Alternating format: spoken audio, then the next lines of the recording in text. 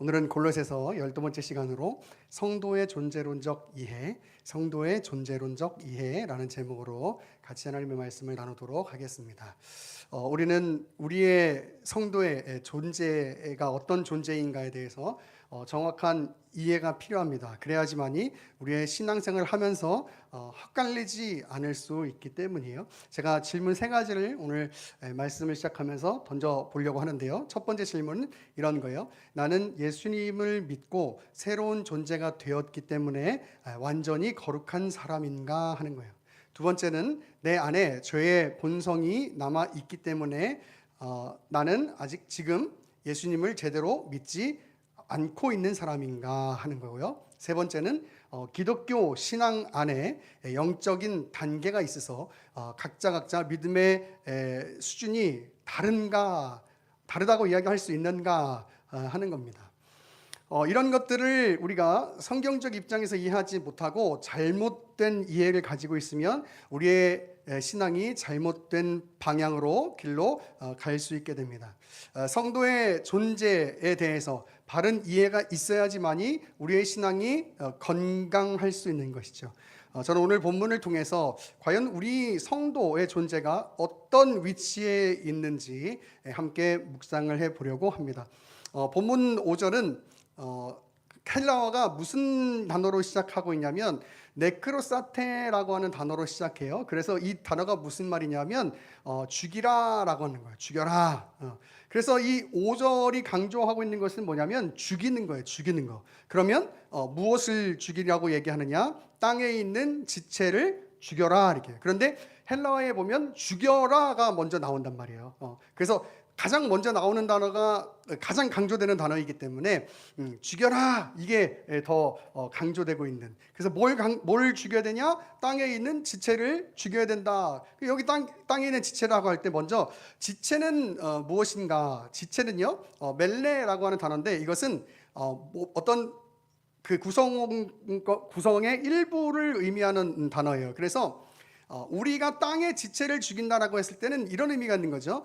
이 세상의 일부를 살아가고 있는 사람으로서, 인간으로서 이 땅에서 살아가는 그 성도 안에 여전히 남아있는 죄의 본성을 죽여라. 이게 바로 이 땅의 지체를 죽여라라는 뜻이에요.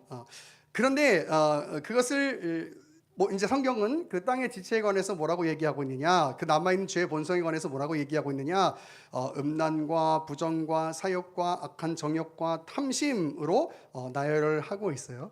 이 탐심 앞에 음란과 부정과 사욕과 악한 정욕은요 다 성적인 것과 관련이 되어 있는 것이에요. 그래서 어떤 그 성적인 면과 관련이 되어 있는 것이지만 그러나 그 모든 것들을 하나로 묶어서 이야기하고 있는데 그 탐심이라고 하면서 그 탐심을 뭐라고 얘기하고 있냐면 우상 숭배다라고 이야기해요. 우상 숭배.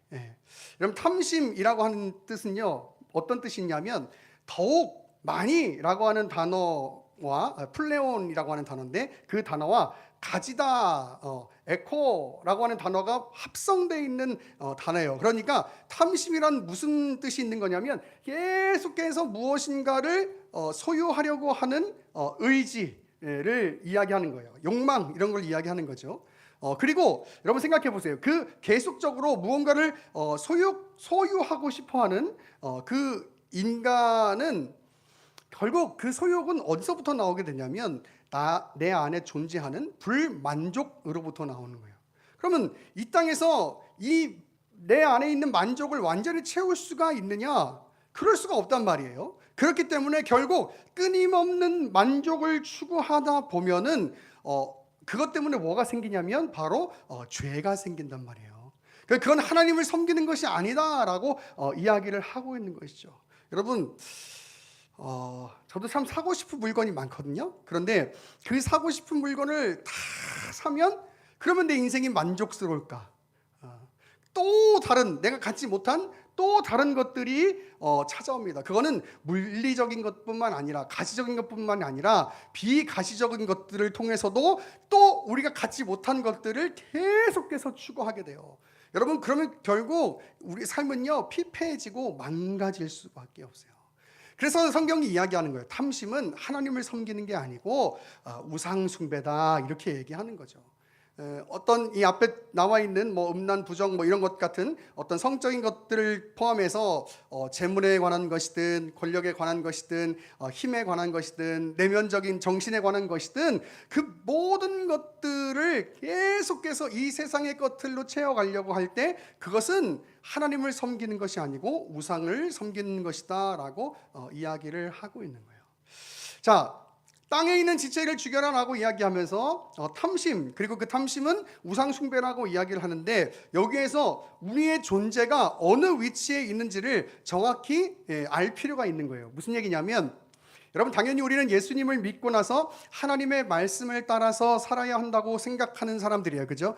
그런데 여전히 우리 안에 뭐가 남아있냐면 죄의 본성이 남아있어요. 그래서 7절을 보면 우리도 원래는 그 땅에 있는 대로 본성대로 살았다. 그리고 8절과 9절에서는 그런데 너희가 이것을 벗어버려야 된다라고 이야기하는 것이죠. 이 벗어버리라고 하는 단어는 이 죄와의 싸움을 의미하는 것이겠죠. 그런데 단지 한 번 벗어버리는, 마치 옷을 한 번 딱 벗어버리면 옷을 다 벗는 것 같은 그런 게 아니고 계속적인 반복적인 그 상태를 이야기하거든요. 그러니까 여기 우리 8절 9절에 나오는 벗어버리라라고 하는 것은 계속적으로 죄와 싸워가야 된다라는 것을 이야기하고 있는 거예요. 그런데 여러분, 이 부분과 우리가 지난주에 살펴봤던 그 3절을 보면요, 어떻게 되어 있냐면 이렇게 되어 있어요. 우리가 죄에 대해서 죽었다라고 말하고 있습니다. 죄에 대해 죽었다는 것은 마치 우리에게 있어서 죄에 대한 욕망이 완전히 존재하지 않는 것 같이 생각될 수도 있어요. 그러니까 여기서 이제 헷갈리는 거예요. 오늘 이 8절 9절에서는 우리의 죄악된 모습들을 벗어버려라, 죽여라, 이렇게 이야기하면서 앞에 그 3절에서는 뭘 얘기하고 있냐면 이미 우리가 죄에 대해서 죽었다, 이렇게 얘기하니까 이것이 헷갈리는 거예요. 그럼 뭐가 맞는 거냐? 그럼 먼저 8절에 우리가 끊어내야 할 것들을 말하면서 뭐 쭉 얘기하는데, 분함이라고 하는 것은 외적인 분노를 의미하는 것이고요, 노여움은 내적인 분노를 의미하는 것이고, 악의는 타인에 대해서 적대적인 어떤 본성을 이야기하는 것이고, 비방은 사람들을 부끄럽게 하는 치욕을 주는 말이라는 뜻을 갖고 있어요. 또 부끄러운 말은 성적 수치심을 주는 말이라는 뜻이 있는데, 이런 것들은 다 우리가 변화되기 전에 한 것이다. 성경은 이런 것들을 벗어버려라, 끊어버려라, 그리고 그 근거를 뭐라고 얘기하고 있냐면 우리가 새 사람을 입었기 때문이다라고 말을 하고 있는 것이거든요. 여기서 새롭게 된다는 것은 무엇이냐? 바로 이 어떤 단회적인 사건이 아니라 지속적인 사건을 의미하는 것이 새롭게 된다라고 하는 뜻이에요. 헬라어 단어로 보면 아나카이누메논이라고 하는 단어인데, 아나카이누메논. 근데 이것이 단회적인 사건이 아니라 지속적인 사건을 의미하는 거예요. 그래서 무슨 얘기냐면, 보세요. 지속적인 변화를 이야기할 때 우리는 이것을 구원과 관련해서 우리가 계속적으로 지속적으로 변화되는 삶을 살고 죄를 끌어내는 삶을 살아야지만이 구원에 이르는 것이 아니고, 오늘 본문은 뭐라고 얘기하고 있냐면 그 지속적인 변화는 하나님의 형상을 따라 이루어진다라고 이야기하고 있고, 그 하나님의 형상은 그리스도이기 때문에 그리스도로 말미암아서 이제 변화되는 그 지속적인 삶, 변화되는 삶이 이루어져 가는 것이다라는 것을 이야기한단 말이에요. 즉 오늘 땅의 지체를 죽여라, 또 옛 것을 벗어버려라 하는 것은 그리스도를 믿고 나서 그 이후에 그 삶을 살아가는 성도의 삶에서 적용되는 부분이고, 3절에 나와 있는 죄에 대해서 죽었다라고 하는 것은 무엇이냐면 우리가 죄의 완전한 죄의 본성이 완전히 사라졌다는 것이 아니라 우리가 그리스도로 말미암아 더 이상 죄의 영향력 아래에 있지 않다라고 하는 것을 의미하는 거죠. 즉 그리스도를 통한 구원, 이것을 의미하는 거예요. 그래서 우리가 죄와 싸워가야 하는 부분은 성화적인 측면을 말하는 것이고, 3절에 우리가 죄에 대해서 죽었다라고 이야기하는 것은 칭의적인 측면에서 이야기하는 것이에요. 우리는 분명히 성령의 거듭나게 하심을 통해서 새 사람이 되었습니다. 그러면 그 새 사람으로서 변화된 삶의 모습이 있게 되는 것이고, 그것은 바로 늘 죄와 싸워가는 삶을 싸워가는, 여전히 내 안에 존재하고 있는, 남아있는 그 죄의 본성과 싸워가는 삶을 살아가는 것, 그것이 바로 새 사람을 입은 자의 삶이라고 하는 것이죠. 새 사람으로서 획득한 그 지식, 그것은 무엇이냐면 바로 이런 것이죠. 내가 하나님의 영광을 위해서, 내가 하나님을 위해서 살겠다라고 하는 그 새로운 그 지식, 그 지식에까지 새로워졌는데, 그것은 무엇으로부터 주어지는 거냐면 바로 성령으로부터, 성령의 조명하심을 통해서 깨달아지는 것이단 말이에요. 이것은 철저하게 하나님에 관한 지식, 하나님과 관련되어 있는 지식을 이야기하는 것이고, 이 새 사람이 되는 것은 우리에게 있어서 계속적인 변화의 삶을 요구하는 것이다 라고 이야기를 하는 거예요. 그래서 오늘 5절부터 11절의 이 얘기는 무슨 얘기냐면, 이제 너희가 그리스도를 말미암아 구원을 받았다면, 그리고 그래서 새 사람이 되었다면, 그러면 새 사람다운 모습으로 살아가야 되는 그 성도의 이 땅에서의 삶의 모습을 이야기하고 있는 것이에요. 그래서 땅의 지체를 죽여라, 옛것을 벗어버려라 하는 것은 그것을 통해서 우리의 구원이 이루어질 수 있다가 아니라 그 삶이 구원받은 자의 삶의 모습이다라고 지금 이야기를 하고 있는 것이죠. 그런데요, 그 다음에 무슨 설명을 하고 있냐면, 이 11절에 이 세 사람에 관해서는 무엇이 없다고 얘기하냐면 차별이 존재할 수 없다라고 이야기해요. 차별이 존재할 수 없다. 여러분 그렇잖아요. 그리스도를 통해서 예수 그리스도를 통해서 구원을 얻게 되는 것, 그리고 그 새 사람의 그 새 존재로 살아갈 수 있게 되는 것은 민족적으로, 종교적으로, 문화적으로, 사회적으로 어떤 영역에서든지 간에 그리스도를 통해서만이 이루어질 수 있는 일이에요. 그렇기 때문에 차별이 있을 수가 없는 것이죠. 그리고 그 근거를 11절 뒷부분에는 이렇게 얘기하고 있어요. 그리스도께서 만유이시고 만유 안에 계시기 때문이다 라고 얘기해요. 그리스도가 만유시라는 것은 그리스도가 만유에 대하여 통치권을 행사하신다는 이야기고, 그리스도가 만유 안에 계신다는 것은 이 땅의 모든 거듭난 사람들이 동일하게 그리스도와의 연합을 통해서 구원을 받는 것이다 라는 것을 이야기하는 것이에요. 즉 그리스도가 만유에 충만히 계시기 때문에 모든 사람은 그리스도를 통해서 새 사람의 삶을 살 수 있게 되는 것이죠. 그럼 거기에는 그 어떤 차별이 존재할 수 없음을 이야기하는 거예요. 마치 어떤 사람은 영적으로 수준이 높아가지고 영적 세계에 민감한 사람이 있고, 어떤 사람은 그렇지 않고 믿음이 수준이 낮은 사람이 있고, 그런 것이 아니라 우리 모두는 구원받은 자로서 동등하게 죄와 싸워가는 삶을 살아가는 것이다 라고 이야기하고 있는 것이죠. 여러분 그런 얘기 있잖아요. 제가 예를 들면 제가 설교를 하면서 제가 목사이기 때문에 여러분에게 이야기할 때 성도나 목사나 다 하나님 앞에서 죄인입니다 라는 이야기를 하는 것이 어떤 겸손을 가장한 어떤 그런 개념을 이야기하는 것이 절대 아니고요. 모든 사람들은 다 하나님 앞에서 죄인된 모습을 가지고 있어요. 그렇기 때문에 영적으로는 어떤 차별도 존재할 수 없는 것이죠.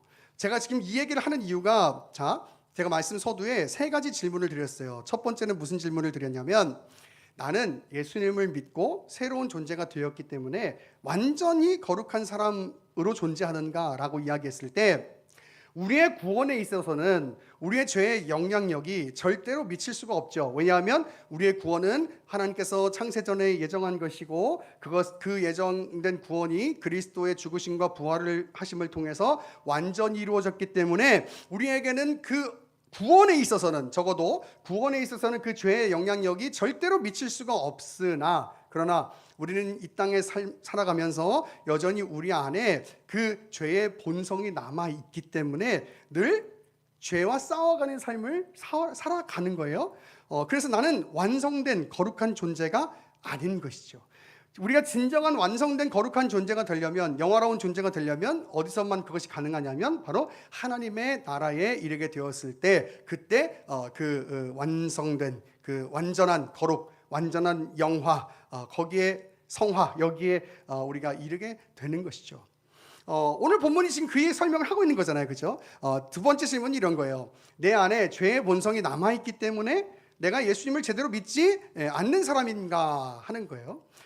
이것은 3절을 잘못 오해하면 생기는 오류일 수 있죠. 우리가 죄에 대해서 죽었다는 것은 구원의 영향력에 있어서, 구원을 의미하는 데 있어서, 칭의를 의미하는 데 있어서 그런 것이지, 여전히 구원받은 존재라 하더라도 우리 안에는 완성된 그 거룩함에 이르지 못했기 때문에 죄의 본성이 남아있는 거예요. 그렇기 때문에 우리는 죄가 있기 때문에 예수 그리스도를 제대로 믿지 못하는 것이 아니고, 그 죄가 있기 때문에 늘 죄와 싸워가는 삶을 사는 것, 옛 사람을 벗어버리는 이 땅의 지체를 죽이는 그 삶을 살아가는 것이, 그것이 성도의 삶이고 성도의 위치라는 거예요, 여러분. 그 얘기는 무슨 얘기냐면, 이 땅에 예수 그리스도를 통해서 구원받는 그 어떤 사람도 어떤 영적인 어떤 단계나 레벨이 존재할 수 없이 다 예수 그리스도 안에서 죄와 싸워가는 삶을 살아가는, 그것은 무슨 신앙생활을 20년, 50년 한 사람과 아무런 상관도 없고요. 무슨 목사 안수를 받든 안 받든 이것과는 아무런 상관이 없는 거예요. 그래서 제가 세 번째 질문에 무슨 질문을 드렸냐면 이렇게 질문을 드렸어요. 기독교 신앙 안에는 영적인 단계가 있어서 믿음의 수준이라는 것이 존재하는가? 당연히 존재할 수 없죠. 우리는 칭의와 성화라는 개념 안에서 여전히 남아있는 죄의 본성을 가지고 살아가고 있어요. 그렇기 때문에 이 믿음의 크기라고 하는 것은 하나님 앞에서는 존재할 수 없는 것이에요. 왜냐하면 어떤 인간도 그 죄로부터 자유로울 수 있는 인간이 없기 때문에 그 죄와의 늘 그 싸움을 싸워가는 그 위치에 있는 것이지, 어떤 사람은 더 영험하고 어떤 사람은 더 거룩해가지고 그 죄와의 싸움이 쉬운 사람이 있고, 또 어떤 사람은 그렇지 않은 사람이 있고, 여러분 그것은 성경의 가르침과는 절대적으로 상관없는 가르침인 거예요. 여러분, 그래서 제가 소위 이렇게 예를 든다면 우리 목사님들이 하시는 안수기도 같은 거 있잖아요. 그것은 여러분, 목사가 성도들보다 더 거룩하거나 더 죄가 없다거나 또 더 어떤 영험하거나 여러분 그렇기 때문에 하는 것이 절대로 아니에요.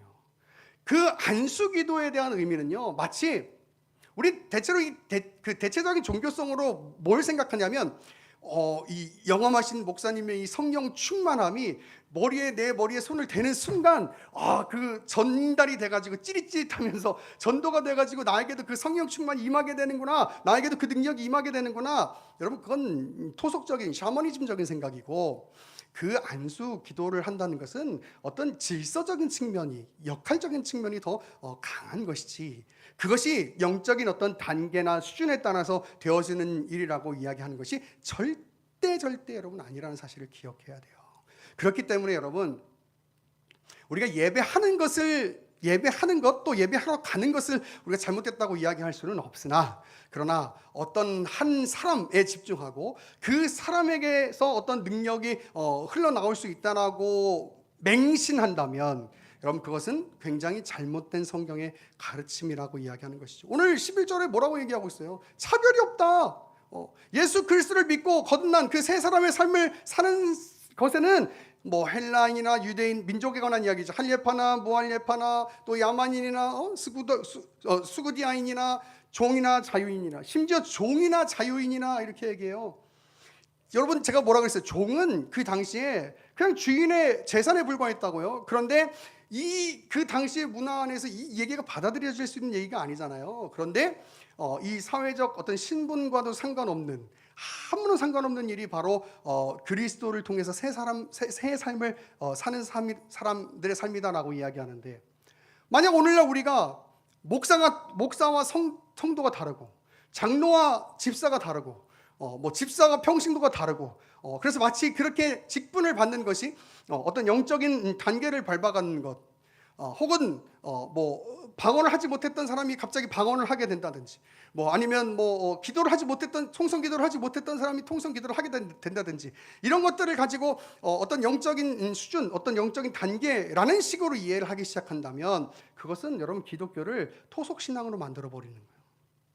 우린 동일하게 예수 그리스도를 통해서 우리의 구원이 이루어져 있음을 고백하고, 또 그 구원받은 자로서 새 사람의 삶을 살기 위해서 이 땅에 살면서 여전히 남아있는 죄의 본성과 싸워가는 그 삶을 살아가는 것, 이건 누구도 동일한 일이에요. 누구도 이 틀에서 벗어날 수 없는 거예요. 목사도 그렇게 살아야 하고요, 장로님도 그렇게 사셔야 되고, 집사님들도 또 평신도들도 모두가 다 그렇게 살아야 되는 거예요. 여러분, 그게 성경의 가르침입니다. 절대로 어떤 단계나 차별이 존재할 수 없어요. 오히려 그런 것으로 다른 사람을 비판하거나 판단하려고 해서는 절대 안 되는 거예요. 이런 성도의 존재론적 이해가 있을 때 우리가 가지게 되는 것은 두 가지가 있는데, 첫 번째, 칭의적인 측면에서 구원에 대한 감사, 어떻게 나를 이렇게 구원해 주셨을까라고 하는 감사가 생겨나게 될 것이고요. 또 성화적인 측면에서는 그 구원받은 나이지만 여전히 내 안에 존재하는 죄의 본성을 보면서 부족한 나 자신을 깨닫게 되고, 그러면서 다른 사람을 평가할 수 있는 위치에 있다가 아니라 오히려 구원받은 자로서 여전히 남아있는 이 죄의 본성에 늘 패배하고, 또 때로는 타협하는 그런 나의 모습을 보면서 그럼에도 불구하고 나를 구원해 주시겠다고 약속하시는 그 하나님의 은혜, 그 하나님의 함께 하심을 기억할 때 생기는 겸손, 여러분, 그것이 우리 신앙인들이 가진 두 가지 큰 갈래인 거예요. 우리가 구원에 대해서 생각할 때 하나님 앞에 감사하고, 그리고 그 구원받은 자로서의 지금의 나의 삶을 생각할 때 여전히 부족하고 연약한 모습들을 보면서 내 안에 남아있는 죄성을 보면서 하나님 앞에 겸손할 수밖에 없는 거예요. 내가 영적인 사람이니까 어떤 사람을 판단할 수 있어, 내가 영적인 사람이니까 어떤 사람을 내가 비판할 수 있어가 아니라, 오히려 내 안에 여전히 남아있는 죄의 본성을 철저하게 깨달으면서 나의 부족함과 나의 연약함을 인정하면서 하나님 앞에 정말 무릎 꿇게 되는 그 누가복음 18장의 세리와 같은 그 겸손, 그 하나님 앞에 무릎 꿇는 그 하나님을 의지함, 하나님의 은혜를 갈구함, 여러분, 이것이 바로 우리의 성도의 그 성화의 과정 가운데 있는 삶에서 가지게 되는 아주 중요한 덕목이라고 하는 것이죠. 여러분, 오늘 저는 제목을 이렇게 정했어요. 성도의 존재론적 이해. 여러분, 성도는요, 예수님을 믿었기 때문에 신분 상승을 한 것은 맞습니다. 바로 우리가 죄인이고 심판받아 마땅한 우리가 하나님의 자녀의 신분을 가지게 된 것이죠. 근데 이것이 여러분 우리의 자랑거리가 될 수가 없는 거예요. 여기서 우리의 자랑거리가 될 수 없다는 것은 하나님의 은혜를 자랑하지 말고 선포하지 말자는 이야기가 아니고, 그것이 마치 내 의로움과 내 행위, 그리고 마치 내가 어떤 그 다른 사람들보다 더 나은 존재로 변화된 것처럼 마치 그런 것으로 나의 자랑을 삼을 수는 없다는 이야기를 하고 있는 거예요. 분명한 건 하나님께서 우리를 구원하셔서 우리가 죄의 영향력 아래 있기 때문에 하나님의 심판을 받지 않게 되는 것은, 받는 것은 절대 아닌 것은 분명해요. 그런데 이 땅을 살아가는 이 성도의 존재 안에는, 저와 여러분의 존재 안에는 여전히 남아있는 죄의 본성이 있단 말이에요. 그렇기 때문에 오늘 본문의 말씀처럼 땅에 있는 지체를 죽여라, 옛사람을 벗어버려라, 이렇게 이야기하고 있는 것이죠. 여러분, 이게 저와 여러분의 지금의 현재의 위치인 것입니다. 여기에는 우리의 그 어떤 자랑이 존재할 수 없어요. 우리 안에 창세전부터 계획하신 그 구원을 이루어 가시는 하나님의 놀라우신 사랑과 은혜, 그리고 그 구원을 또 이루어 가시기 위해서 지금도 여전히 부족한 나와 함께 하시는 그 성령님의 인도하심과 조명하심, 여러분, 그것 때문에 우리가 결국 하나님의 나라에 이를 수 있게 되는 것이잖아요. 절대 예수님의 자녀가 되었다고 해서 우리의 거룩함이나 정결함이나 깨끗함을 자랑할 수가 없는 거예요. 여러분, 실제적으로 생각해 보면 그렇지 않습니까? 아는 사람인데 아는 사람이 더 알을 제대로 실천하지 못한다면 그것이야말로 더 큰 죄 아니겠어요, 여러분? 우리 하나님의 은혜를 알고 있지만 그 은혜를 아는 자답게 살지 못하는 우리의 모습이 더 큰 죄로 보여야 하겠죠. 그런 의미에서 여러분, 기독교 신앙은 어떤 영적인 수준을 가지고 이야기하면서 내가 누구는 뭐 비판하고 또 누구는 뭐 이렇게 거룩하지 않다고 이야기하고 거짓되다고 이야기하고 하는 그런 어떤 자머니즘적인 그런 것들이 아니고, 하나님 앞에서 그냥 감사하고 하나님 앞에 겸손하면서 내게 주어진 그 삶의 순간순간을 살아가는 것, 여러분, 그것이 바로 우리 기독교 가르침이고 또 우리가 살아가는 삶의 성도로서의 위치라고 하는 것이에요. 여러분, 오늘 우리가 새 사람을 입었다는 것, 그리고 새 사람을 입은 자로서 살아가고 있다는 것, 그것이 어떤 의미인지를 기억하시면서 하나님 앞에, 나에게 구원을 주신 하나님 앞에 감사하게 하시고 또 그 구원에 기뻐하고 또 그 구원을 기억하면서 늘 하나님 앞에 겸손히 나의 연약함을 고백할 수 있는, 회개할 수 있는 그런 모습이 우리 안에 있어질 수 있기를 간절히 축원합니다. 아멘.